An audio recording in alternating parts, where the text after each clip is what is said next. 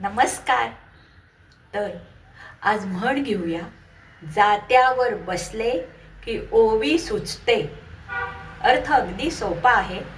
एखाद्या कार्याची सुरुवात केली की आपोआप मार्ग सुचतो, कंटाळा दूर होतो, मनातले वाईट विचार दूर होऊन चांगले विचार यायला सुरुवात होती. आता उदाहरण सांगते. मी कथा लिहायला सुरुवात केली. तेव्हा वाटलं आपल्याला आता सुचतील की नाही कथा. पण जेव्हा मी कथा लिहायला सुरुवात केली तेव्हा मला आपोआप नवीन नवीन विचार, नवीन नवीन कल्पना येत गेल्या. जात्यावर बसले की ओवी सुचते.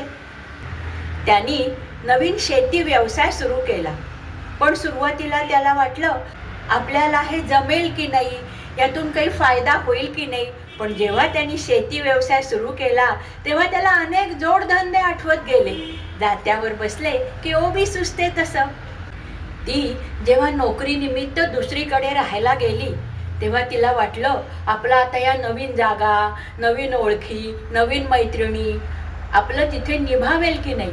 परंतु जशी ती राहायला तिनं सुरुवात केली, नवीन लोकांशी ओळखी करून घेतल्या, त्यांच्याशी तिनं बोलणं सुरू केलं, तेव्हा आपोआप तिला कळायला लागलं की कसं जुळून घेता येतं या लोकांशी. म्हणतात ना, जात्यावर बसले की ओवी सुचते. मंडळी, तुम्हालाही उदाहरणं आवडली असतील तर लाईक, शेअर, सबस्क्राईब करा.